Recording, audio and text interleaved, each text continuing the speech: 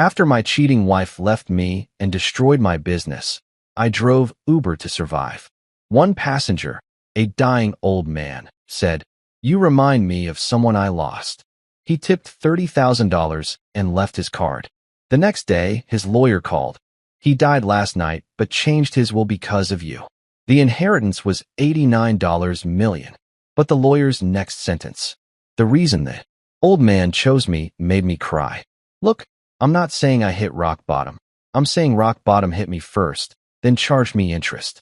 If desperation had a signature scent, it would be a toxic blend of 3-day-old McDonald's fries fossilizing under the passenger seat, mixed with that god-awful new car smell, air freshener dangling from my rearview mirror like a little tree of lies.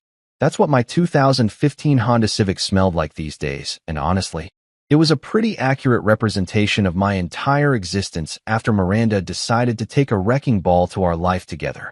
We'd built Greendale landscapes from the ground up, and when I say we, I mean I broke my back doing actual landscaping work while she schmoozed clients over overpriced lattes and talked about synergy like it was a real thing normal humans cared about. She was the face, I was the hands, knees, and occasionally the guy who got poison ivy in places I'm not comfortable discussing. For 5 years, it worked. We were a team. We were partners. We were also, apparently, a tragic setup for the world's most predictable country song, because she didn't just leave me. She left me for my business partner, Doug. Yeah, Doug. The same Doug who wore cargo shorts to client meetings and thought business casual meant tucking in his Metallica t-shirt. She handled clients, all right. She handled Doug too. Literally. In our office. On the desk where we used to plan our futures and eat sad desk lunches together.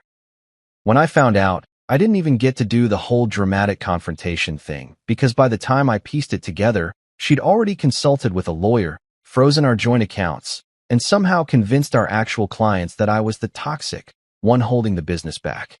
Within 6 months, I lost the house, the one with the garden I'd personally designed, which felt like the universe had a real sick sense of irony. I lost the company I'd built with my own bleeding hands. I lost the marriage I thought was solid enough to weather anything except, apparently, Doug's persistent texting and his dumb beard. Oh, and the dog.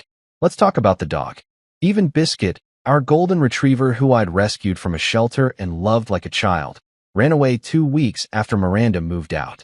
I'm not kidding when I say that dog looked guilty when I came home one day and found the back gate open. There were muddy paw prints leading away from the yard like some kind of canine prison break, and I swear to God, if dogs could leave notes, his would have said, "Sorry bro, but the vibes here are terrible and I'm out." I spent 3 days posting flyers, checking shelters, and calling his name in parks like a lunatic, but Biscuit had clearly decided that whatever life awaited him on the streets was preferable to watching me ugly cry in his cereal bowls at 2 in the morning. So yeah, I became an Uber driver. Me, Liam Henley, the guy who once had business cards with embossed lettering and a website that didn't look like it was designed in 1997, was now driving strangers around Minneapolis while they ignored me and argued with their significant others on speakerphone. I had a PhD in bad luck and a minor in humiliation, and my office was now a Honda that smelled like regret and processed potatoes. My mornings started at 5:30 a.m., which is an ungodly hour that should be illegal in all 50 states. I'd park in the back corner of the Walmart parking lot on Lyndale Avenue, strategically positioning myself near the cart return so I could pretend I was there for a reason other than abject despair. I'd sip cold gas station coffee from a cracked thermos, because apparently I couldn't even afford the luxury of hot beverages anymore, and I'd stare at my phone, watching the little Uber requests pop up like tiny reminders that this was my life now. Sometimes I'd tell myself I was on a journey of self-discovery, which is what people say when they're too proud to admit they're just broke, exhausted, and one broken windshield wiper away from a complete psychological meltdown. The reality was simpler and significantly less Instagram-worthy. I was surviving, barely, one $5 ride at a time. I'd pick up nurses heading to early shifts, college kids stumbling home from parties they'd remember fondly in 10 years, and business travelers who treated me like I was part of the car's upholstery. Most people didn't even look at me. I was invisible, a ghost in a Honda, a nameless driver in a city full of people too busy checking their phones to notice the guy behind the wheel used to have dreams bigger than make rent this month. But here's the thing about life, and I mean this in the most cosmically ridiculous way possible. It's got a twisted sense of humor. Just when you think you've perfected the art of being invisible, just when you've resigned yourself to being that background character in everyone else's story, fate decides to tap you on the shoulder. And sometimes, fate wears a cashmere coat that probably costs more than your car's blue book value. I didn't know it that morning, sitting in that Walmart parking lot with my cold coffee and my wounded pride, but my life was about to get weird. Not good weird or bad weird, just profoundly, inexplicably, life-alteringly weird. The kind of weird that makes you question whether you're living in reality or if you've accidentally stumbled into some indie film where the universe is the director and apparently thinks plot twists are hilarious. My phone buzzed at 5:47 a.m. airport pickup. Terminal C to downtown Grandview Hotel. Fair estimate, $23. I accepted it because that's what you do when your checking account has 2 digits and one of them is a 0. I pulled out of that Walmart parking lot, windshield wipers squeaking against the drizzle that had started falling like the sky itself was depressed, and I drove toward the airport with absolutely no idea that I was about to meet a man who would change everything. But that's how the best stories start, isn't it? With cold coffee, a broken heart, and absolutely no clue that everything you thought you knew about your life was about to get turned upside down by an 80-something-year-old man who smelled like expensive cologne and looked at you like he'd been waiting his whole life to find you in the back of a Walmart parking lot at dawn. The rain that morning felt personal, like God had specifically selected my Honda out of every vehicle in Minneapolis and decided, yeah, that guy needs a little extra misery today. It wasn't the romantic movie kind of rain either. You know, the kind where beautiful people run through it while indie music plays and everything looks artistically melancholic. No, this was that spiteful, cold, gets into your bones kind of rain that makes you question every life decision that led you to being outside at 6 in the morning. The kind of rain that says, you thought yesterday was bad? Hold my beer. I pulled up to Terminal C at Minneapolis-St. Paul International, my windshield wipers doing that annoying thing where they screech like they're personally offended by moisture. The arrivals area was mostly empty except for a few exhausted-looking travelers dragging suitcases that had clearly been through more than one battle with airline baggage handlers. My phone showed the passenger's name, Vernon C. Pickup location marked. I scanned the curb, looking for someone who matched the generic profile picture in the app, which, let's be honest, could have been anyone from a college student to somebody's grandfather. Then I saw him, and I immediately knew this wasn't going to be a typical ride where I'd spend 20 minutes in silence while someone scrolled through TikTok in my back seat. Mr. Vernon Claiborne looked like he'd walked straight out of a Ralph Lauren catalog, circa 1985, except instead of modeling sweaters on a yacht, he was standing under the airport overhang, looking like money incarnate. We're talking 80-something years old, maybe older, the kind of age where you've stopped counting because numbers become irrelevant when you've got that much life experience etched into your face. He wore a charcoal overcoat that probably cost more than I'd made in the last 3 months, a silk scarf that looked smoother than my entire existence, and shoes so polished I could see my reflection in them from 15 feet away. His hair was silver, perfectly combed, and he carried a leather briefcase that screamed, "I've closed deals that changed industries." He moved slowly, deliberately, like every step was calculated and measured. But when he spoke, his voice was sharp, cutting through the rain and the airport chaos like a knife through warm butter. "You're Liam?" he asked, already knowing the answer because my beat-up Honda with the Uber sticker was kind of a dead giveaway. "That's me," I said, popping the trunk. "Let me grab your bag, sir." "I've got it," he said, but not in a dismissive way. More like a man who'd spent his whole life refusing help because accepting it felt like admitting weakness. He placed his bag in the trunk with a precision that suggested he'd done this exact motion 10,000 times in his life, then settled into the back seat with a small grunt that old knees make when they're forced to bend at unnatural angles. I pulled away from the curb, merging into the light morning traffic heading downtown. The rain picked up, because of course it did. My wipers protested louder. The car smelled like old fries and now, faintly, like expensive cologne that probably had a French name I couldn't pronounce. "Rough weather," I said, Because that's what you say when you're an Uber driver and the silence feels too heavy. Weather talk. The universal language of people who don't know each other but are temporarily stuck together in a moving vehicle. He smiled, not the polite, dismissive smile people give service workers, but a real one, like I'd said something that actually registered in his brain. I've seen worse, he replied, his voice carrying the weight of someone who'd lived through things that made a little rain look like a minor inconvenience.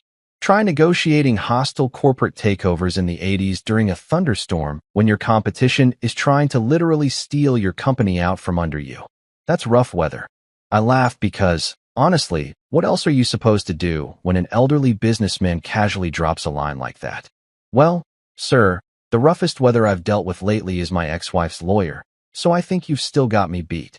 He chuckled, a dry sound that suggested he'd heard every variation of divorce jokes humanity had to offer. Divorce, huh? Expensive business, that. You have no idea, I said, shaking my head as I merged onto I-35. Or maybe you do. You look like a man who's been through some things. Several things, he said, his tone shifting slightly, like we'd stumbled onto territory he didn't usually discuss with strangers. Most of them expensive in ways that have nothing to do with money. We drove in silence for a while after that, and it wasn't uncomfortable. It was the kind of silence that happens when two people are both thinking about their respective disasters, but don't quite know how to articulate them. The rain drummed on the roof. The highway stretched ahead, gray and endless. My GPS cheerfully informed me we'd arrive at the Grandview Hotel in 17 minutes. As if time meant anything when you're trapped in existential contemplation with a stranger who smells like he's worth millions. Then he broke the silence with a question that caught me completely off guard. What did you do before this? I glanced at him in the rearview mirror. His eyes were sharp, intensely focused, like he wasn't just making small talk, but genuinely wanted to know. You mean before I became Minneapolis's most average Uber driver? Yes, before that. I sighed, because the answer required explaining a level of failure I usually tried to avoid discussing before 7 a.m. I owned a landscaping company.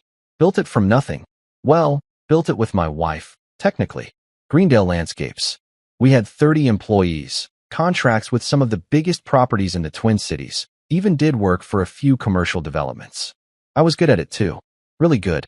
Had this whole vision about sustainable urban landscaping, native plant integration, the whole environmentally conscious thing before it was trendy. Impressive, Vernon said, and he sounded like he meant it. Was impressive, I corrected. Past tense. Then my wife decided that our business partner Doug was more interesting than me, and apparently, sleeping with him meant she also got to sleep with my half of the company. She turned every client against me, convinced them I was difficult to work with, and by the time the lawyers finished bleeding me dry, I had nothing. No company, no house, no wife, and somehow, no dog either, because even Biscuit decided I was too depressing to be around. Vernon was quiet for a moment, processing this. Then he said something I didn't expect. So you're a survivor. I'm a guy driving strangers around in a car that smells like defeat, I said. Not sure that qualifies as surviving. It does, he said firmly. Survival isn't about winning. It's about still being here when everything's told you to quit. Trust me, I've watched empires crumble, including my own a few times. The people who survive aren't the smartest or the richest. They're the ones too stubborn to disappear. I didn't know what to say to that, so I just kept driving, feeling like this random elderly passenger had somehow looked directly into my soul and decided to give it a pep talk.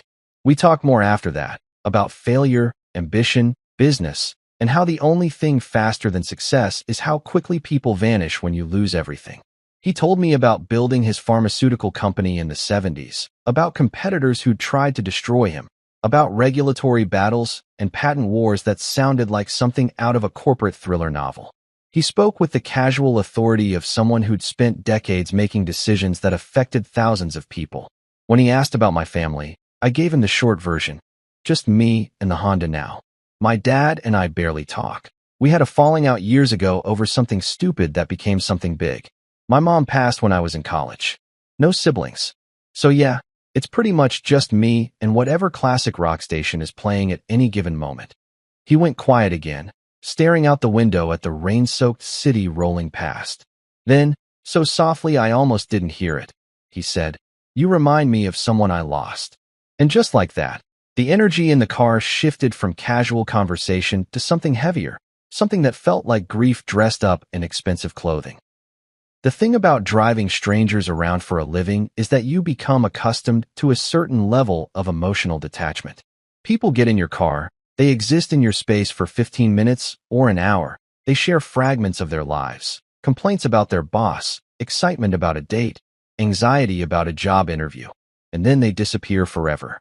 You're like a mobile confessional booth, except instead of forgiving sins, you're just trying to maintain a 5-star rating and avoid getting 1-starred because someone didn't like your choice of air freshener. You learn not to get attached. You learn not to ask follow-up questions. You definitely learn not to let their stories creep under your skin and set up permanent residence in your brain. But Vernon Claiborne wasn't playing by those rules, and honestly, neither was I at this point. When he said I reminded him of someone he'd lost, the air in my Honda changed. It got heavier, thicker, like the rain outside had somehow seeped into the car and was pressing down on both of us. I glanced at him in the rearview mirror, and his expression had shifted from that sharp, calculated businessman look to something more vulnerable, more human. His eyes were distant, staring at something only he could see, probably a memory that had been haunting him for longer than I'd been alive. I should have just nodded politely and changed the subject to something safe, like the Twins' chances this season or whether downtown traffic was always this terrible. That's what a professional Uber driver does. But something about this man made me break protocol, made me actually care about the answer. "Someone you lost?" I asked, my voice softer than I intended. He reached into his coat pocket and pulled out his phone, one of those newer iPhones that looked pristine and probably had never seen a cracked screen in its life. His fingers moved slowly across the screen, the way older people navigate technology, with careful deliberation like they're defusing a bomb instead of just scrolling through photos. Finally, he turned the phone toward me, angling it so I could see it in the rearview mirror without causing a traffic accident. The photo showed a young man, maybe late 20s or early 30s, standing in front of what looked like a modern office building. He had dark hair that was slightly too long, like he'd been meaning to get a haircut for weeks but kept forgetting. He wore a suit but had loosened his tie, and his smile was crooked, genuine, the kind of smile that suggested he'd just said something sarcastic right before someone snapped the picture. But it was his eyes that got me. They had this intensity to them, this fire that burned behind exhaustion, like he was running on determination and coffee and refusing to admit he was tired. "My son," Vernon said quietly, his voice carrying decades of grief compressed into 2 words. "Thomas. He died 15 years ago." Angry at me. I didn't know what to say to that. What are you supposed to say when someone casually drops a tragedy that massive into your lap while you're merging onto the highway in rush hour traffic? "I'm so sorry" felt inadequate, like bringing a water pistol to a 5-alarm fire. So, I just stayed quiet, letting him continue if he wanted to, which apparently he did. "We fought about business," Vernon continued, still staring at the photo like if he looked hard enough, his son might somehow climb out of the screen and back into existence. "Thomas wanted to expand the company faster, take bigger risks, break into international markets before we were ready. I wanted him to slow down, build a stronger foundation, wait for the right opportunities." Classic father-son disagreement. I thought I was protecting him from making mistakes I'd made. He thought I was holding him back from his potential. The rain was coming down harder now, and my wipers were working overtime, squeaking their protest with every pass. We were about 10 minutes from the Grandview Hotel, but it felt like we'd entered some kind of temporal bubble where normal rules didn't apply, and a complete stranger was about to tell me something that would fundamentally alter how I saw the world. He left the office that night after one of our arguments. The big one. The one where he said I'd never believed in him, that I'd rather see the company die than watch him succeed his own way. He'd been drinking at his desk, which he never did, but I'd pushed him that far. Vernon's voice cracked slightly, a hairline fracture in that otherwise composed exterior. He got in his car, drunk and furious, and he never made it home. Wrapped his BMW around a telephone pole on Highway 100. Died instantly, the police said, like that was supposed to be comforting. Jesus Christ. I gripped the steering wheel tighter, my knuckles going white. This was heavy. Like, too heavy for 6:30 in the morning, too heavy for a random Uber ride. Too heavy for a guy like me who was barely holding his own life together with duct tape and denial. The last thing I ever said to him was that he wasn't ready to run a company. Vernon continued, and now I could hear the self-loathing in his voice, the kind that comes from 15 years of replaying the same conversation and wishing you could go back and say literally anything else. The last thing he said to me was that I'd regret underestimating him. And you know what? He was right. I've regretted it every single day since. The car felt too small suddenly, like the walls were closing in and taking all the oxygen with them. I wanted to say something profound, something that would ease even a fraction of this man's pain, but my brain was completely empty except for the sound of windshield wipers and the crushing weight of generational trauma being dumped on me by a stranger in a cashmere coat. Instead, what came out of my mouth was, at least he didn't have to sit in Minneapolis traffic. Silver lining. There was a beat of silence. One of those moments where you immediately regret everything you've ever said in your entire life and wonder if it's too late to eject yourself from your own vehicle. And then Vernon laughed. Actually laughed. Not a polite chuckle, but a real, genuine, from-the-belly laugh that filled the car and seemed to crack open something that had been sealed shut for years. God, you sound just like him, Vernon said, wiping his eyes. Thomas would have said exactly that. Dark humor in the face of tragedy. Never knew when to be serious. I glanced at him again in the mirror, and he was smiling now, but it was one of those bittersweet smiles that contain multitudes, grief and love and regret and acceptance all mixed together in a way that made my chest hurt. You have his eyes, Vernon said, leaning forward slightly, studying me like I was a puzzle he was trying to solve. Same fire, same stubbornness, same look like the world's beaten you down, but you're too annoyed to stay down. It's uncanny, actually.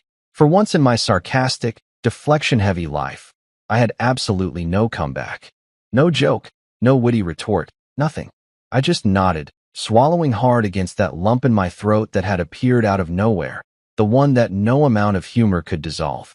Because there was something about the way this old man was looking at me, like I mattered, like I was more than just the guy driving him from point A to point B, like maybe the universe had put us in this car together for a reason bigger than a $23 fare.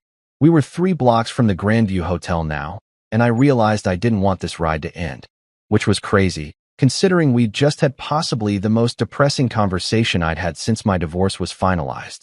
But there was something about Vernon, something about his grief that felt familiar in a way I couldn't quite articulate. Maybe it was because we were both carrying around losses that had fundamentally changed who we were. Maybe it was because we both understood what it felt like to have regrets so heavy they'd permanently altered your posture. Or maybe, just maybe, it was because some connections transcend logic and timing and the normal rules of how strangers are supposed to interact in the back seat of a Honda Civic at dawn. We were maybe 5 blocks from the Grandview Hotel when Vernon did something that completely derailed my understanding of how Uber rides were supposed to work. He leaned forward, tapped my shoulder gently, the kind of tap that suggested urgency without aggression, and said, "Pull over here, if you don't mind." I glanced around.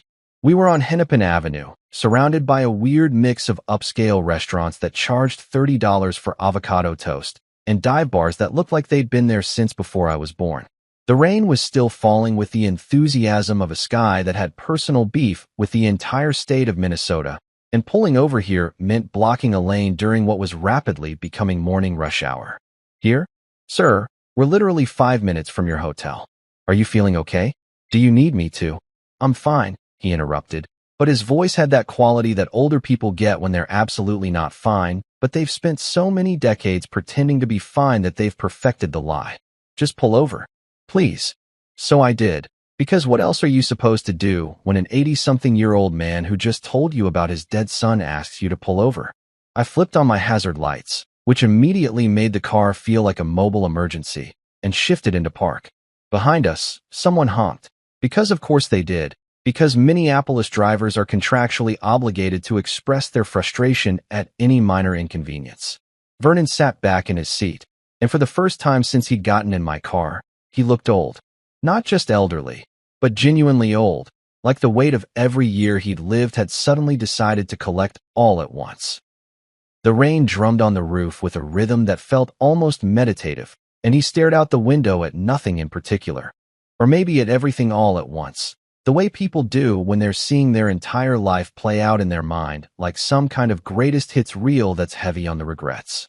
My doctor gave me 3 weeks, he said suddenly, matter-of-factly, like he was informing me about the weather forecast or telling me his hotel checkout time. Stage 4 pancreatic cancer. Spread to my liver, my lungs, pretty much everywhere that matters. They offered me treatment, but at my age, treatment just means dragging out the inevitable while feeling like garbage. So I declined. I froze. My hands were still on the steering wheel even though we were parked, and I realized I was gripping it so hard my fingers had gone numb. 3 weeks. This man had 3 weeks left on Earth, and he was spending part of that time in my beat-up Honda that smelled like a fast food crime scene, telling a complete stranger about his impending death. "Sir," I said, and my voice came out weird, strangled. "Are you, sure you want to be talking to me about this and not, say, your family? Or a priest? Or literally anyone else who's more qualified to handle existential conversations about mortality?" He chuckled, which seemed like an inappropriate response to being told someone was dying. But then again, what's the appropriate response? "My family's gone," he said simply. "Wife died 8 years ago from Alzheimer's. Spent the last 3 years not knowing who I was, which felt like a punishment custom designed for my specific sins. Thomas was our only child. No grandchildren, no nieces or nephews close enough to bother with. Just me and a company full of people who respect me professionally, but wouldn't recognize me if they saw me outside the boardroom. The honesty was brutal, the kind that hits you in the chest and makes it hard to breathe. Here was a man who'd clearly built an empire, who wore shoes that cost more than my monthly rent, who'd spent decades making decisions that affected thousands of people, and he was dying alone, confessing to his Uber driver because there was literally nobody else. "But maybe," Vernon continued, turning to look at me directly now, his eyes sharp despite the grief pooling in them. "Maybe I was meant to talk to you. Maybe that's how this works. The universe throws people together right when they need each other most, even if they don't realize it yet." Before I could process that statement or figure out if he was being philosophical or if the cancer had spread to his brain and was making him say weird things, Vernon pulled out a leather checkbook from his coat pocket. An actual checkbook. I hadn't seen someone use one of those in years. Most people paid for Uber through the app, and even the elderly passengers usually had their grandkids set up Apple Pay or something. But Vernon opened that checkbook like it was the most natural thing in the world, pulled out a pen that probably cost more than my car payment, and started writing with slow, deliberate strokes. "What are you doing?" I asked, suddenly nervous because this felt like it was heading somewhere I wasn't equipped to handle. "I'd like to give you something," he said, still writing, his handwriting surprisingly steady for someone who'd just admitted he was 3 weeks away from death. "Not for the ride. The app will handle that. This is for listening. For not treating me like I'm already dead. For making me laugh about Minneapolis traffic when I told you about my son." "Sir, you don't have to." "I know I don't have to," he interrupted, signing the check with a flourish that suggested he'd signed thousands of these over his lifetime. "That's precisely why I want to." He tore the check from the book with a satisfying rip, folded it twice with precise creases, and held it out to me. "Promise me something, though." I took the check, feeling the expensive paper between my fingers, but I didn't look at it yet because Vernon was staring at me with an intensity that demanded my full attention. "Promise you what?" "Call your father tonight," he said, and his voice had that quality that made it clear this wasn't a suggestion. It was a directive from a dying man who'd earned the right to make demands. "I don't care what you fought about. I don't care how long it's been. I don't care if it's awkward or uncomfortable or if you think it won't change anything. Call him." "Sir, my dad and I barely talk. We had a falling out 3 years ago about. It's complicated. We're just better off not." "There's no such thing as better off when it comes to family." Vernon cut me off, and now there was steel in his voice, the kind of authority that came from decades of running a company and making people listen whether they wanted to or not. "You think you have time to fix things later, but later disappears faster than you can imagine. I thought I'd have time to fix things with Thomas. I thought we'd have another argument and another, and eventually we'd figure it out, because that's what fathers and sons do, right? They fight and make up and fight again, and it's all part of the process." He paused, swallowing hard, and I realized this man was on the verge of tears in my back seat.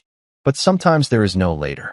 Sometimes later is just an excuse we tell ourselves so we don't have to do the hard thing today. So promise me, call your father. Tonight. Not tomorrow, not next week, tonight. The check in my hand felt heavier than paper should. Okay, I said, my voice barely above a whisper. I promise. Vernon nodded, satisfied, and some of the tension left his shoulders. He reached for the door handle, preparing to get out into the rain that was still falling like the sky was personally mourning his impending death. But before he opened the door, he turned back one more time. You can't fix the past, son, he said, and the way he said son made my throat tight. But you can stop repeating it. That's the only real power we have, to break the cycles that broke us. Then he was gone, stepping out into the rain with that expensive coat and those polished shoes, closing the door gently behind him. I watched him walk toward the hotel entrance, moving slowly but with dignity, and he turned back once under the awning. He didn't wave, didn't smile, just looked at me with an expression I couldn't quite read, something between gratitude and sadness and hope all mixed together. I sat there for a long moment after he disappeared into the hotel, my hazard lights still blinking, rain drumming on the roof, feeling like I'd just been hit by an emotional freight train that I never saw coming. Finally, I looked down at the check in my hand, unfolding it carefully. The number made me do a double take, so hard I nearly gave myself whiplash. I held it up to the dome light, convinced I was reading it wrong, convinced that my sleep-deprived brain was adding zeros that didn't exist. But no, there it was, written in Vernon Claiborne's steady handwriting, $30,000. $30,000. The memo line said simply, "For listening." I laughed, a sharp, disbelieving sound that echoed in the empty car. Then I cried, ugly tears that came out of nowhere and everywhere all at once. Tears for Vernon and his dead son, and his 3 weeks left, and my own broken life, and every regret I'd been carrying around like it was my full-time job.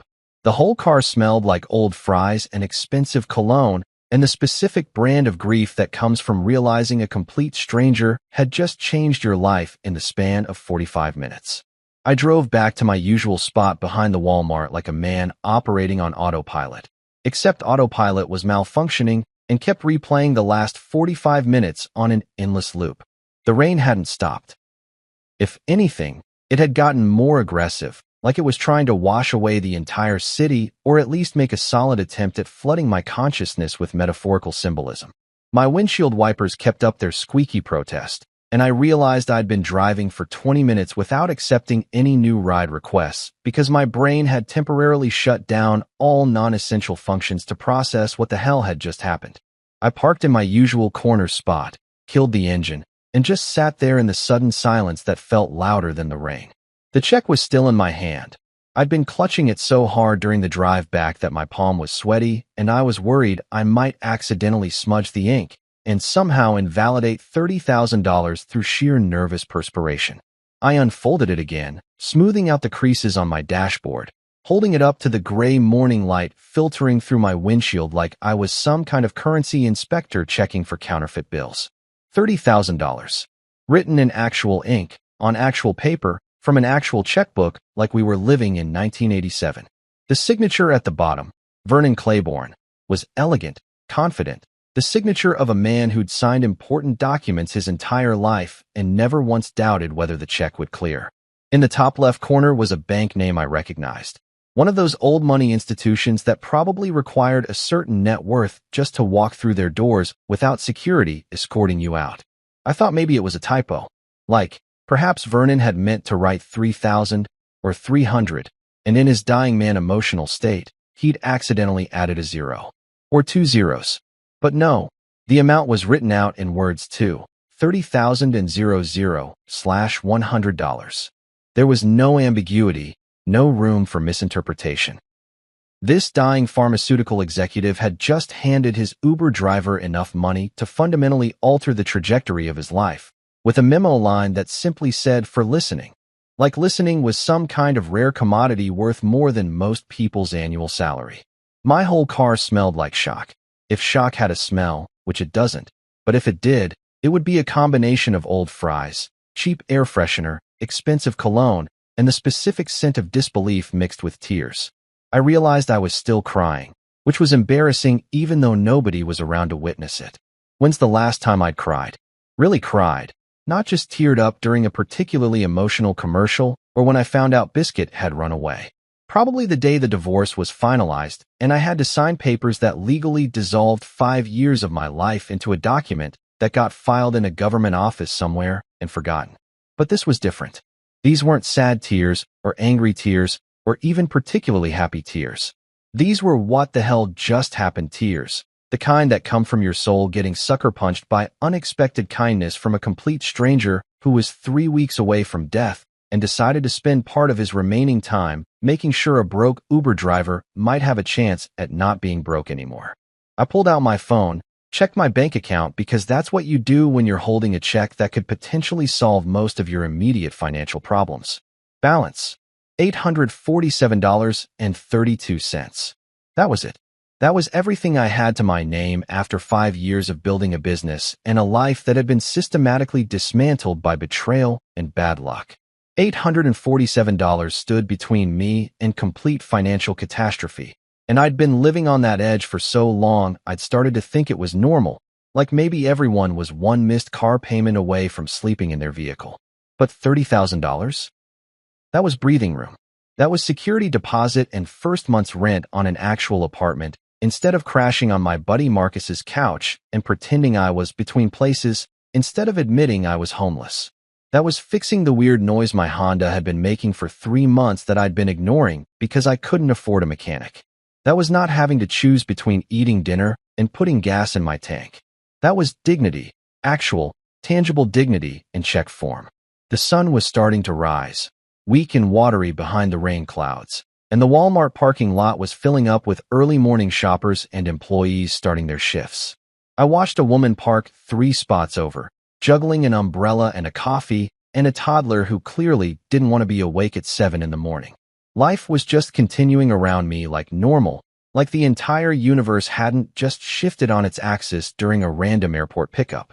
Vernon's voice echoed in my head. "Promise me you'll call your father tonight." I looked at my phone, at my dad's contact information that I hadn't touched in 3 years except for the obligatory "Merry Christmas" text that we'd exchanged last December, like 2 people checking off a social obligation. Our falling out had been stupid. One of those arguments that starts about something small and snowballs into something massive because both people are too proud to back down. He'd said something critical about my business when it was struggling, something about how I should have been more careful, should have seen Miranda's betrayal coming, should have protected myself better. I'd responded by telling him he didn't understand anything about my life, and maybe if he'd been a better father, I would have learned how to pick better partners. It was cruel and unfair, and we both knew it. But instead of apologizing, we just stopped talking. 3 years of silence because 2 grown men couldn't figure out how to say, "I'm sorry," without it feeling like admitting defeat. I sat there in that Walmart parking lot for another hour, watching the rain slowly taper off into a drizzle, holding a $30,000 check from a dying man who'd made me promise to break a cycle I didn't even realize I was perpetuating. Finally, around 8:30 in the morning, I did something I hadn't done in 3 years. I called my dad. He picked up on the first ring, which surprised me. His voice came through my car speakers via Bluetooth, sounding older than I remembered, rough with sleep or emotion or both. "Liam, you okay?" Not "hello." Not "this is unexpected." Just immediate concern that something was wrong because why else would his estranged son be calling him at 8:30 on a random Thursday morning? It made my chest hurt, the realization that despite 3 years of silence, his first instinct was still to worry about whether I was okay. "Yeah," I said, and my voice cracked embarrassingly. "Yeah, Dad, I'm okay. I paused, trying to figure out how to explain what had just happened without sounding completely insane. I just met a guy who reminded me that we're both still alive, and that maybe that matters more than whatever stupid thing we've been fighting about." There was a long pause on the other end, the kind of pause that contains entire conversations that don't need to be spoken out loud. I could hear him breathing, could imagine him sitting in his kitchen with his morning coffee, trying to process why his son was suddenly calling him with vague philosophical statements about mortality. "You sound like you've been crying," he said finally, his voice gentle in a way I'd forgotten it could be. "Nope," I lied automatically. "Just emotional allergies. Very severe. The pollen count is brutal today." He laughed. A short, surprised sound that I hadn't heard in 3 years. It's been raining all morning, Liam. There's no pollen. Okay, fine. I've been crying, I admitted. But in my defense, I just had possibly the weirdest and most emotionally devastating Uber ride of my entire career, and a dying millionaire just gave me $30,000 for listening to him talk about his dead son. And now I'm sitting in a Walmart parking lot having an existential crisis about family and regret, and whether I'm going to end up dying alone with nobody to talk to except random strangers. Another pause. Then, where are you? I'm coming to get you. Dad, you don't have to. I know I don't have to, he interrupted, and I realized where I'd gotten my stubbornness from. Give me the address. I'll be there in 20 minutes. He lived 40 minutes away in Bloomington, but I gave him the address anyway because apparently, this was happening whether I was ready for it or not. While I waited, I turned on the radio to avoid thinking too hard about what I'd just set in motion. Some classic rock station was playing Landslide by Fleetwood Mac, which felt aggressively on the nose for my current emotional state. But I listened anyway because when the universe decides to get poetic, you might as well lean into it. My dad showed up in 35 minutes, driving faster than he should have in post-rain conditions, which felt like its own kind of love language. He pulled up next to my Honda in his sensible Toyota Camry that he'd been driving since I was in high school, and when he got out, I realized he looked older too. More gray hair, deeper lines around his eyes, that slight stoop that comes from decades of carrying weight you can't put down. We stared at each other across the parking lot for a moment, two stubborn men who'd spent 3 years being too proud to admit they missed each other.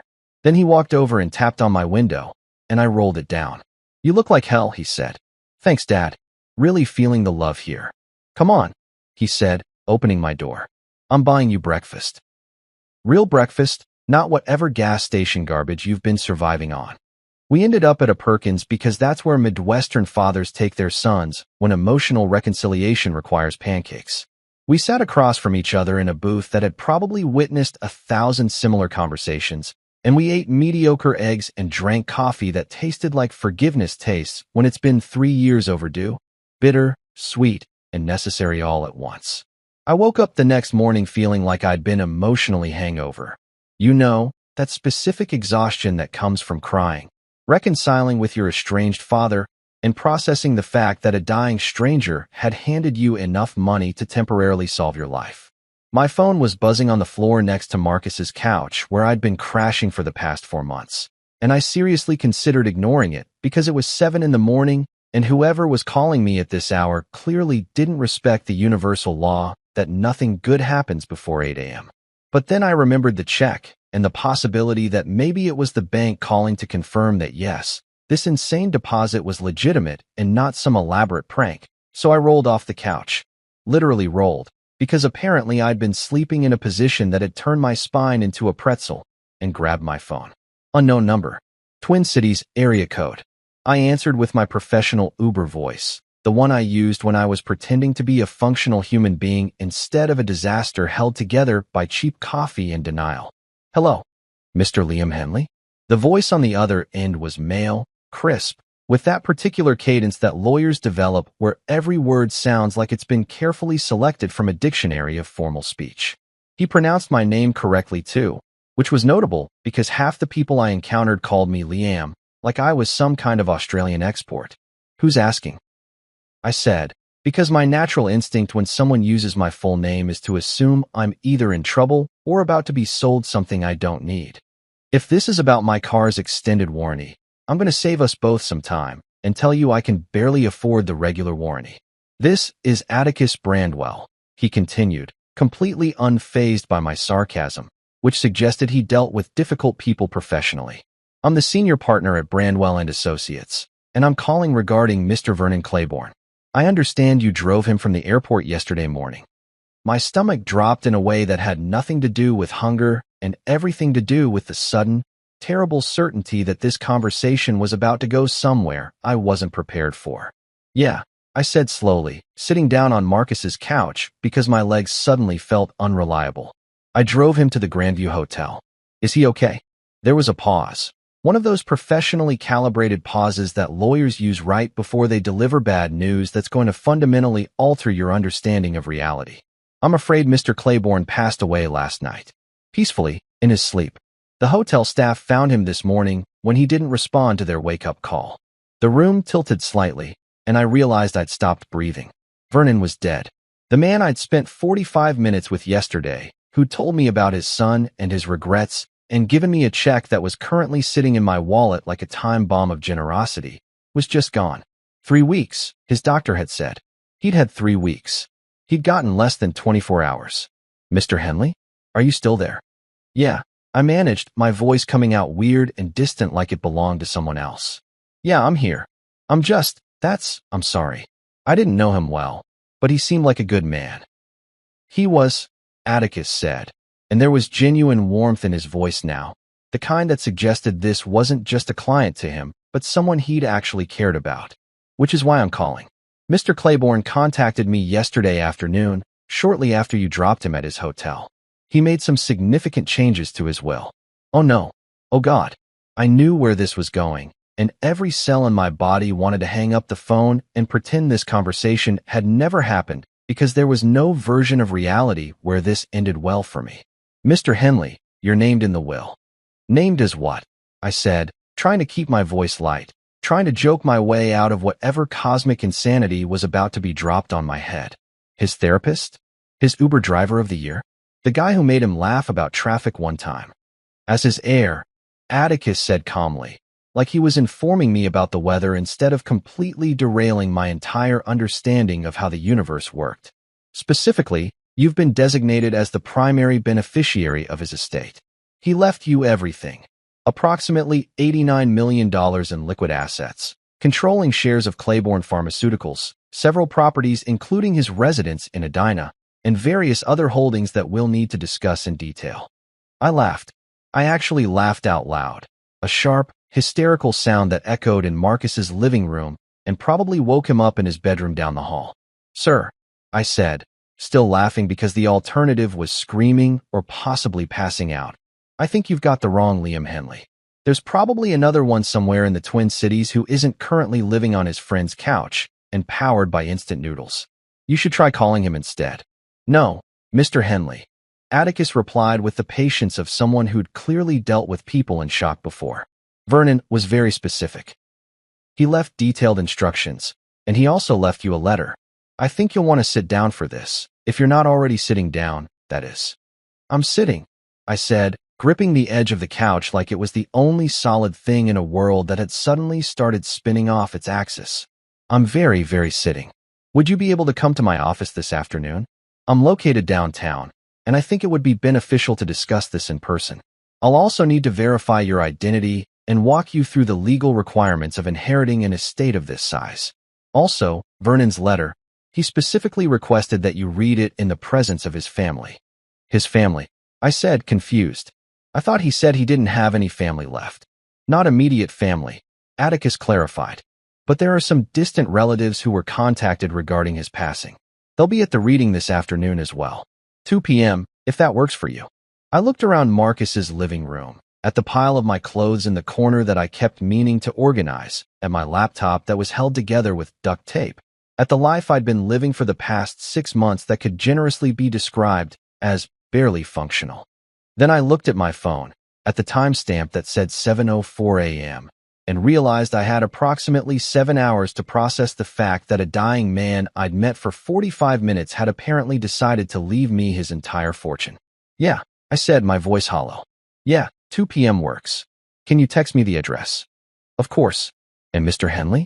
Congratulations. Not everyone gets a second chance like this. After he hung up, I just sat there on Marcus's couch, staring at my phone like it might suddenly offer some explanation for what was happening to my life. Marcus emerged from his bedroom about 5 minutes later, squinting against the morning light, wearing boxer shorts and a t-shirt that said, "I'm not arguing. I'm just explaining why I'm right." "Dude," he said, yawning. "Why are you awake? And why do you look like you've seen a ghost?" "I think I might have," I said quietly. "Or maybe I'm about to become one. I can't tell anymore." Marcus stared at me, clearly trying to determine if I was having some kind of mental breakdown or if this was just standard Liam behavior. "You want to elaborate on that cryptic nonsense, or are we doing the whole mysterious protagonist thing today?" So I told him. I told him everything. About Vernon, about the ride, about the $30,000 check that was still in my wallet, about the phone call I'd just received from a lawyer with a name that sounded like he belonged in a Jane Austen novel. Marcus listened with increasing disbelief, his eyes getting wider with every sentence, until finally he just sat down on the couch next to me and said the only thing that made sense. Holy shit. Yeah, I agreed. Holy shit. So you're telling me, Marcus said slowly, processing, that you gave a dying millionaire a ride from the airport. He liked you so much he gave you 30 grand. Then he went back to his hotel and literally rewrote his will to leave you everything. And then he died? All in less than 24 hours. That appears to be the situation, yes. That's insane. That's literally insane. That doesn't happen in real life. That happens in movies where the plot is so contrived everyone complains about it being unrealistic. And yet, I said, holding up my phone with Atticus's text message containing the address of Brandwell and Associates. Here we are, living in a contrived movie plot. Marcus leaned back against the couch, staring at the ceiling like it might have answers. So what are you going to do? I'm going to go to this meeting, I said, standing up because sitting still felt impossible now. I'm going to read whatever letter Vernon left me. I'm going to meet his family, who probably hate me already because some random Uber driver is inheriting everything while they get nothing. And then I'm probably going to have a complete nervous breakdown in a lawyer's office, which seems fitting given how my life's been going lately. You need me to come with you?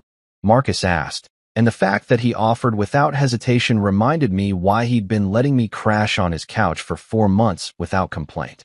Nah, I said, heading toward the bathroom because I suddenly realized I needed to shower and look like someone who could theoretically be trusted with $89 million. But if you don't hear from me by 5 p.m., assume I've been murdered by angry relatives and call the police. That's not funny, Marcus called after me. Who said I was joking? I yelled back, turning on the shower and watching the water run while I tried to mentally prepare for what was about to be either the best or worst afternoon of my entire life. Spoiler alert, it was going to be both. The offices of Brandwell and Associates occupied the entire 14th floor of a downtown building that made my Honda look like a sad joke on wheels. Everything about the place screamed old money in a way that was both intimidating and vaguely offensive. Like the furniture itself was judging me for showing up in khakis from Target and a button-up shirt I'd borrowed from Marcus because everything I owned was either wrinkled, stained, or both.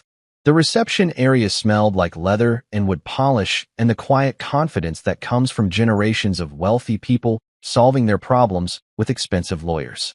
The receptionist, a woman in her 50s with perfect posture and a smile that suggested she'd perfected the art of being professionally pleasant, directed me to a conference room down a hallway lined with portraits of stern-looking men who'd probably never driven an Uber in their lives.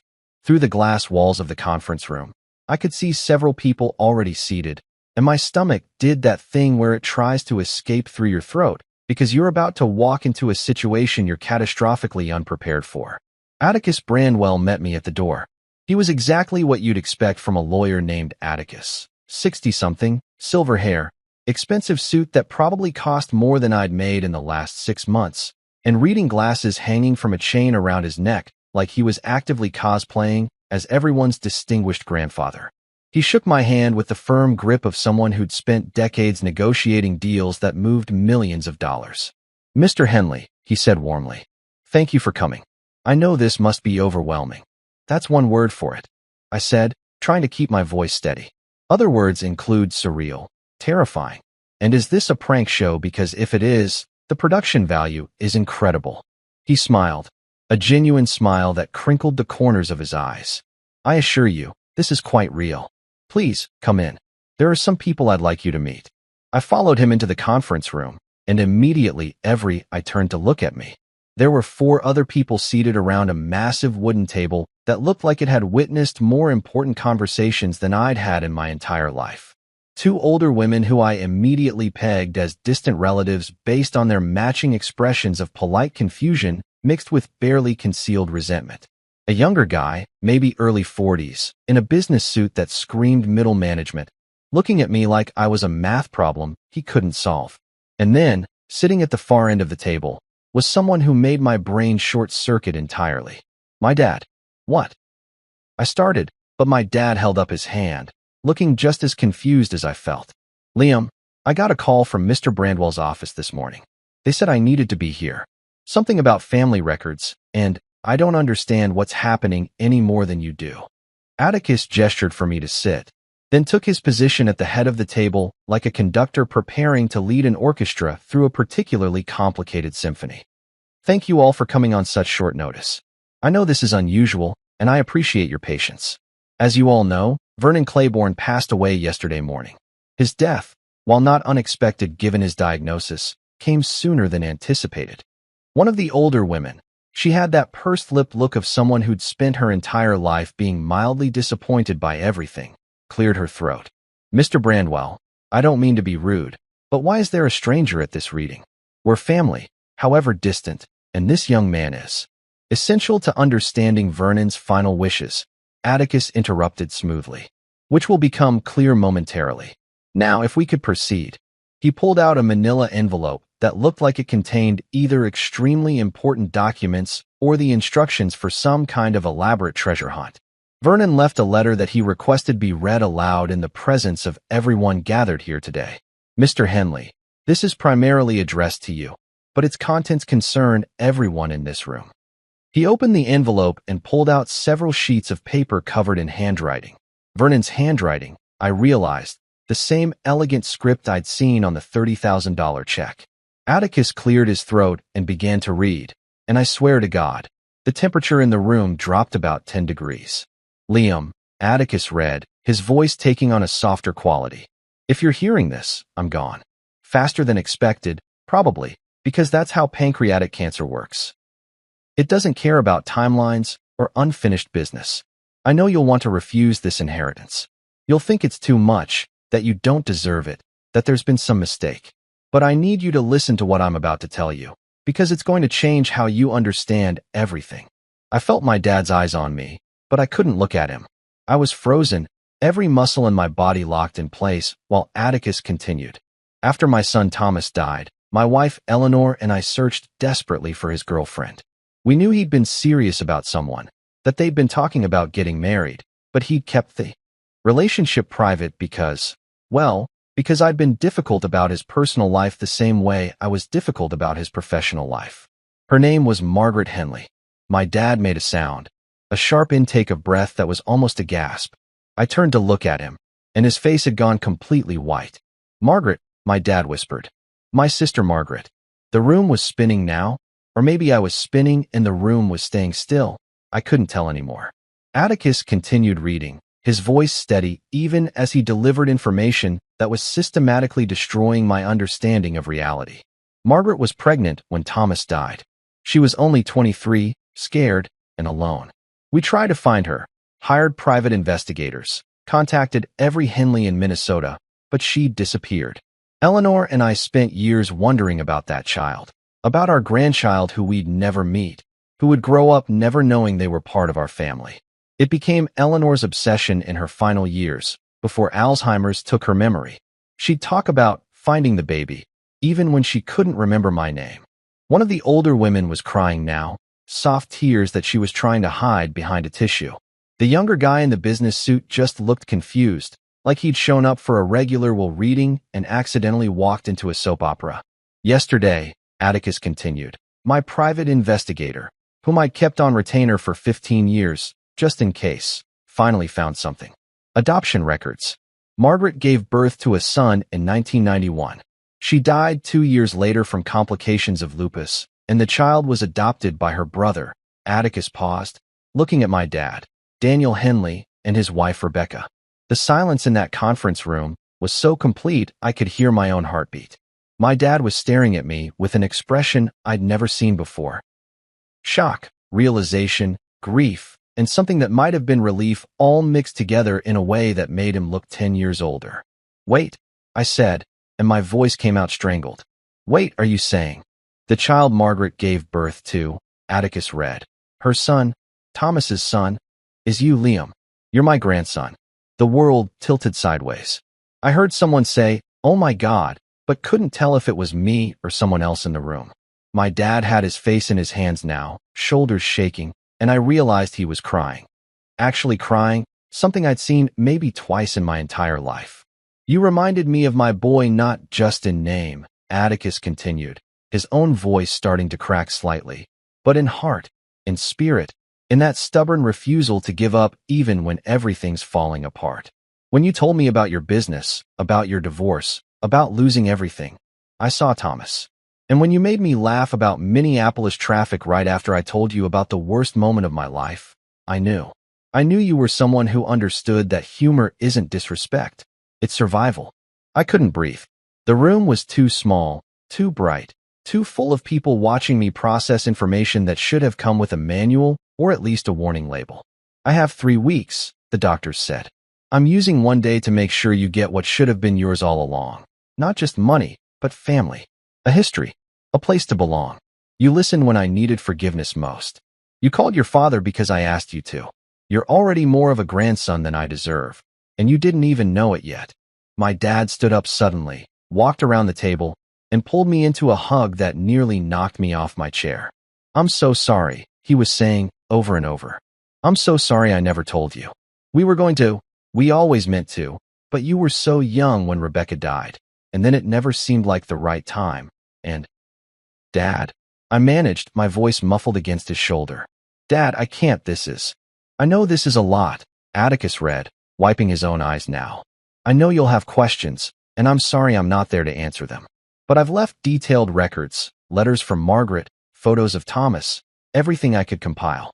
You deserve to know where you came from. And Thomas, wherever he is, deserved to know his son turned out to be exactly the kind of man he would have been proud of. I pulled away from my dad, looking around the conference room at these strangers who were suddenly, impossibly, family. The older women were both crying openly now. The guy in the business suit looked like he was trying to process quantum physics while underwater. And me? I laughed. Nervous, ugly, hysterical laughter that echoed off the expensive wood paneling and probably violated some kind of sacred law about maintaining dignity in law offices. Of course, I said, still laughing even as tears streamed down my face. Of course. Why not find out the dying millionaire is my secret grandpa? That tracks. That absolutely tracks with how my life has been going. Then I stopped laughing and started crying instead. Deep, ugly sobs that I'd been holding in for months or maybe years. Grief for grandparents I'd never known. For a biological father who'd died before I was born. For a mother who'd given me up because she was too young and too sick to keep me. For a grandfather who'd found me in the back of a Honda and had exactly one day to be my family before the universe took him away too. 3 weeks after Vernon's funeral, which was attended by approximately 400 people including politicians, pharmaceutical executives, and 2 very confused relatives who'd just discovered they were related through a tragic web of secrets and bad timing. I got another call from Atticus Brandwell. This time, I answered with significantly less panic because I'd spent the past 21 days in a surreal blur of legal paperwork, bank meetings, and intense therapy sessions where I tried to explain to a professional that yes, I'd inherited $89 million from my dead grandfather, who I'd met once while driving him from the airport. And no, I wasn't handling it particularly well. Thank you for asking. Liam, Atticus said, and I'd gotten used to his voice now. That calm, measured tone that suggested nothing could possibly surprise him anymore. There's someone I'd like you to meet. Another piece of the puzzle, if you will. Are you available this afternoon? I looked around the apartment I'd just signed a lease on, my first non-couch living situation in 6 months, which was currently furnished with exactly 1 folding chair and a sense of overwhelming disorientation. Yeah, I said. I'm available. What kind of puzzle piece are we talking about here? Because if it's another secret relative, I'm going to need advance warning and possibly medication. Atticus chuckled. Not a secret exactly. Just someone who has been looking for family as long as Vernon was. His name is Sean Henley. He's your cousin, Thomas's other son. The phone nearly slipped out of my hand. I'm sorry, Thomas's what now? Margaret wasn't Thomas's only relationship, Atticus explained patiently.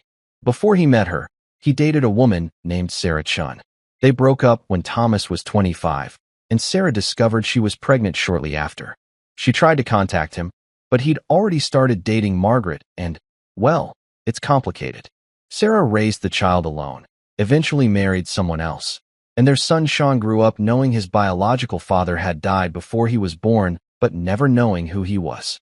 Jesus Christ, I muttered, sitting down on my one folding chair because standing felt like too ambitious an activity given this new information. How many secret relatives am I going to discover? Is this going to be a weekly thing? Should I just start planning for surprise family members to emerge from the woodwork every Thursday? Just Sean, as far as we know, Atticus said with what sounded like amusement. Vernon's investigator found him about 2 years ago, but Vernon wanted to meet him in person and his health kept declining. They'd been planning a meeting that never happened. When I contacted Sean about Vernon's death and explained the family connection, he expressed interest in meeting you. If you're comfortable with that. Comfortable wasn't the word I'd use.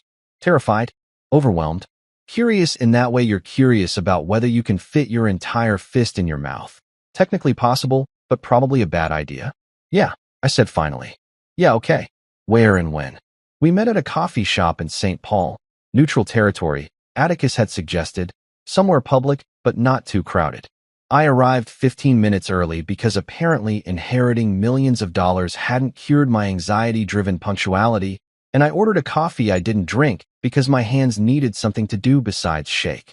At exactly 2 p.m., a man walked in who made me do a double take so hard I nearly spilled my untouched beverage. Sean Henley looked like someone had taken a photo of Vernon, aged it backwards about 50 years, and added a healthy dose of Asian features that must have come from his mother. He was maybe 35, tall, with Thomas's same dark hair and Vernon's intense eyes, wearing jeans and a hoodie that suggested he was approximately as comfortable with this situation as I was. When our eyes met across the coffee shop, there was this moment of mutual recognition, not because we knew each other, but because we were both walking evidence of the same complicated family history. He walked over, and we both just stood there for a second like two people who'd been told to hug, but weren't sure if that's what you did when meeting the cousin you didn't know existed until 3 weeks ago. Finally, he stuck out his hand and said, "So, this is weird, right? I'm not the only one finding this incredibly weird." I shook his hand, laughing despite myself. "Oh my God, thank you. Everyone keeps acting like discovering secret relatives is totally normal, and I've been feeling crazy for thinking this is the weirdest thing that's ever happened to me." "Right," Sean said, sitting down across from me with visible relief. "My wife keeps telling me to process my feelings and explore this new connection, and I'm like, babe, I'm still processing the fact that I'm apparently related to a pharmaceutical empire. The feelings are going to have to wait their turn." We talked for 3 hours. Not about money or inheritances or legal complications. We talked about growing up not knowing where we came from, about that specific flavor of confusion that comes from being told you're adopted but never getting the full story. Sean had been raised by his mom and stepdad in St. Paul, had 3 kids of his own, worked as an architect, and had spent his entire life with this vague sense that there was information missing from his personal narrative. "I always thought I was unwanted," Sean admitted, stirring his 3rd coffee of the afternoon. "Like, my biological father didn't want me, which is why he wasn't in the picture. Finding out he never knew I existed, that he died before he could know, that's somehow worse and better at the same time." "Yeah," I said, understanding exactly what he meant. It's like, you can't be mad at a dead guy, but you're also mad that the universe didn't give him the chance to know you existed. It's complicated grief for someone you never met, but were supposed to be connected to. Exactly. Sean leaned forward, animated now. "And then finding out Vernon spent years looking for family, that he died knowing about you, but not about me. God, I don't even know how to feel about that. Relieved I wasn't rejected? Sad I missed the chance to meet him? Angry that there was this whole family history I could have been part of? All of the above," I suggested. "I think you're allowed to feel all of it simultaneously. Grief doesn't follow logic." We exchanged phone numbers, made tentative plans to meet again with our respective families, my dad, his mom, his wife and kids, the distant relatives from the law office who'd turned out to be second cousins twice removed, or something equally complicated. We created a group chat that we ironically titled "The Surprise Henley Family Reunion Nobody Asked For." We laughed about it because laughing was easier than crying, even though we both probably needed to do more of the latter. A week later, we attended Vernon's actual memorial service together, not the funeral, which had been the massive public affair with news coverage and pharmaceutical industry representatives, but a smaller, private memorial that Atticus had organized specifically for family. It was just us, my dad, Sean's mom Sarah, Sean's wife and kids, and the two older women from the law office whose names I'd learned were Helen and Patricia, Vernon's second cousins who'd spent their lives knowing him as the successful distant relative they saw at occasional holiday gatherings. The service was held at a small chapel in Edina, and everyone who spoke talked about Vernon the person, not Vernon the businessman. Helen told a story about how he'd paid for her son's medical school without ever mentioning it, how she'd only found out years later. Patricia described how he'd shown up unannounced at her husband's funeral and sat with her for 3 hours, not saying much, just being present. Sarah talked about how, when she'd finally tracked down Thomas's family after his death, Vernon had helped her financially even though they weren't related, because that's what you did for the mother of your son's child. When the priest asked if anyone else wanted to speak, I stood up before I could talk myself out of it. Walking to the front of that chapel felt like walking through water, but I got there eventually and turned to face this bizarre collection of people who were somehow my family now. I was Vernon's Uber driver. I started, and several people smiled because apparently Atticus had told them the story. We talked for 45 minutes about failure, ambition, regret, and how fast people disappear when you lose everything. He told me about his son. He showed me a photo. He cried in my back seat while telling me about an argument that ended with death, and I had no idea I was looking at pictures of my biological father. My voice cracked, but I pushed through. Vernon gave me $30,000 for listening to him. That's what the memo line said, for listening. Like listening was some rare commodity worth more than most people's annual salary. And maybe it is. Maybe in a world where everyone's rushing to the next thing, stopping to actually hear someone's story, really hear it, not just wait for your turn to talk. Maybe that's worth everything. I paused, looking at Sean, at my dad, at this collection of people who'd been scattered by time and circumstance and brought back together by one old man's determination to fix what he could before he died. Vernon spent 15 years looking for family he never got to meet. He found me by accident, in the back of a Honda that smelled like old fries, and he decided that was enough. That 45 minutes was enough to build a bridge across decades of loss. Tears were streaming down my face now, and I didn't even try to hide them. People keep asking me what I'm going to do with the money, how I'm going to handle the company, the properties, the responsibility, and honestly, I have no idea. But I know what Vernon would want me to do with the family, the actual family, the people in this room who are connected by tragedy and love, and the stubborn refusal to let one generation's pain become the next generation's prison. I looked directly at Sean. He'd want us to know each other, to break the cycle of silence and secrets that kept us apart, to stop letting pride and fear and complicated grief keep us from the people who are supposed to matter most. After the service, we all went to a diner, because apparently that's the Henley family way of processing emotions, over mediocre coffee and breakfast food served at inappropriate times of day. Sean's kids ran around being delightfully chaotic while the adults tried to map out family trees on napkins and kept getting confused about who was related to whom and how. My dad and Sarah had a long conversation about Margaret, sharing memories of a woman who'd been too young and too sick to raise her son, but had loved him enough to make sure he had a family who could. Helen and Patricia told stories about Vernon that made him seem less like an intimidating pharmaceutical executive and more like a complicated man who'd spent his life trying to atone for one terrible argument with his son. Money doesn't solve everything, but it sure as hell helps you think clearer when you're not choosing between dinner and rent. I learned that pretty quickly once the estate actually transferred and my bank account went from 3 digits to 9 digits, which remains the most surreal sentence I've ever had to process. For about a week, I just stared at my phone, refreshing my banking app like it might suddenly correct itself and reveal this had all been an elaborate prank. But it wasn't a prank, and Vernon's fortune came with something more valuable than the money itself. It came with purpose. I knew exactly what he'd want me to do with it, because he'd told me in that Honda, break the cycle. Stop repeating the past. Use what you've been given to help people who are drowning the way we both drowned. So I restarted Greendale Gardens, not landscapes, gardens, because I wanted it to be about growth, not just maintenance. My brother Jake, who'd been working construction and hating every minute of it, became my partner. We hired people who'd lost their businesses, who'd been betrayed by partners, who were one bad month away from sleeping in their cars like I'd been. Our first employee was a 53-year-old woman named Carol whose bakery had failed after her husband cleaned out their joint account and disappeared to Florida with his 25-year-old secretary. Our second was a mechanic named Ray who'd lost his shop when his son's medical bills bankrupted the family. We called our charity wing the Claiborne Foundation for Second Chances because Vernon had given me one, and I'd be damned if I wasn't going to pass it forward. Within 6 months, we'd helped 47 families, covering medical bills, restarting businesses, providing interest-free loans to people the banks had written off as bad investments. Every person who walked through our door got treated like they mattered, because Vernon had treated me like I mattered when I was nobody special. When Miranda heard about it, because of course she heard about it, bad news travels fast, but apparently, so does news about your ex-husband inheriting a pharmaceutical empire. She sent me a message. Just 3 words. Can we talk?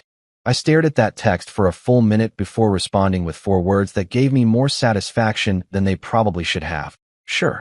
My lawyer loves talking. We never did talk. Turns out when your ex-wife realizes you're no longer desperate, she suddenly has nothing to say. Funny how that works. The foundation became my full-time job, and Jake ran Greendale Gardens with the kind of passion I'd always wished I could have maintained before exhaustion and betrayal beat it out of me. We expanded into landscaping contracts with affordable housing developments, created job training programs, hired ex-convicts nobody else would give a chance to. Vernon's money was working harder than it ever had sitting in investment accounts, and every time we helped someone, I thought about that 45-minute ride and how one person deciding to see another person's humanity can change everything. Sometimes people asked me if I felt guilty, inheriting money from a man I'd known for less than an hour, getting a fortune I hadn't earned while other people worked their entire lives for scraps. And yeah, some days I felt guilty as hell. But then I'd remember Vernon's face when he talked about his son, remember how he'd said, "You can't fix the past, but you can stop repeating it." And I'd realize guilt was just another way of staying stuck. So I kept moving forward, kept writing checks to people who needed second chances, kept building the kind of legacy Vernon wished he'd built with Thomas. One based on forgiveness instead of regret, on listening instead of judging, on believing people deserve another shot, even when everything says they don't. I still drive Uber once a week, Thursday mornings, just to stay humble and remember where I came from. People think I'm insane when I tell them this. You're worth how much and you're still driving strangers around Minneapolis at 6 a.m.? Yeah, I am, because the moment I forget what it felt like to be invisible, desperate, and one broken windshield wiper away from a complete breakdown is the moment I become exactly the kind of person Vernon spent his life regretting being. My Honda's long gone. Donated it to a single mom who needed reliable transportation more than I needed the memories of rock bottom. Now I drive a decent Toyota that doesn't smell like existential crisis, and I've upgraded my air freshener game considerably. But the principle remains the same. Every Thursday, I log into the app, accept rides, and listen to people's stories like they matter, because they do. Last Thursday morning, I picked up a young woman from an apartment complex in Uptown. She got in my back seat, and I immediately recognized the look. The same exhausted, defeated expression I'd worn for 6 months straight. Red eyes that suggested she'd been crying recently, shoulders hunched like she was trying to take up as little space as possible in the world, that specific energy of someone whose dreams had just been systematically demolished. Rough morning, I asked, pulling away from the curb. She laughed, but it was one of those laughs that's actually just crying in disguise. Rough year more like. My restaurant failed. I put everything into it. My savings, my parents' life savings, maxed out every credit card, convinced all my friends to invest. And it just failed. Bad location, worse timing, and apparently I'm terrible at business even though I'm a great chef. I glanced at her in the rearview mirror, seeing my own past reflected back at me with uncomfortable clarity. Let me guess, I said. Now your parents think you ruined their retirement, your friends aren't returning your calls, and you're questioning every decision you've ever made. She looked up, surprised. How did you, yeah? Exactly that. Been there, I said simply. Different business, same devastation. Lost everything including my dog, who apparently had standards about the kind of human he was willing to live with. That got a real laugh out of her, small but genuine.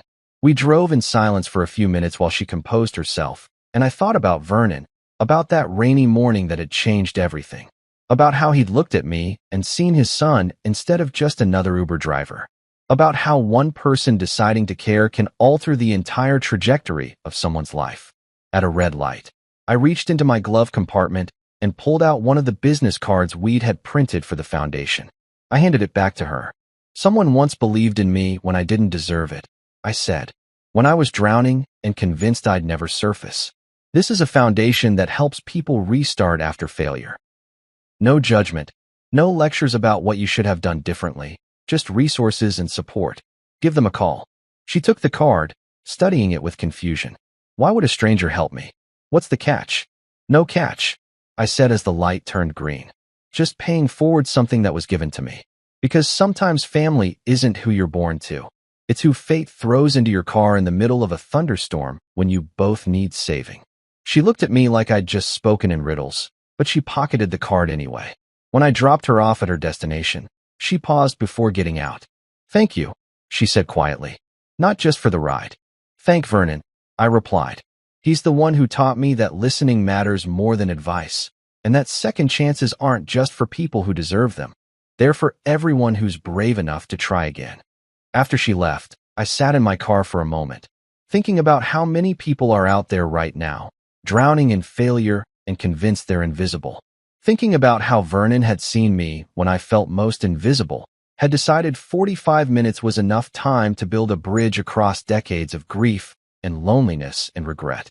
I keep Vernon's business card in my wallet, the one from his final ride, slightly worn now from being carried around for over a year. On the back, in his distinctive handwriting, are the words that changed me forever. "Every ending is just a beginning waiting for brave enough hands to build it." Every time I read those words, usually on Thursday mornings before my first pickup, I whisper the same thing. "Thanks, Grandpa. And thanks for the tip." Then I turn on the app, accept the next ride, and go looking for the next person who needs to know they're not invisible. Because that's what family does. Real family, chosen family, the kind that gets built in the back of a Honda during a rainstorm when two broken people decide that maybe being broken together is better than being alone. Vernon gave me $89 million, controlling shares of a pharmaceutical company and properties I'm still discovering. But the real inheritance? It was the lesson that everyone you meet is fighting a battle you know nothing about. And sometimes the most valuable thing you can give someone isn't money or advice or solutions. It's the simple act of seeing them, really seeing them, and deciding they matter. That's worth more than any fortune. And every Thursday morning, I get to pass it forward, one ride at a time.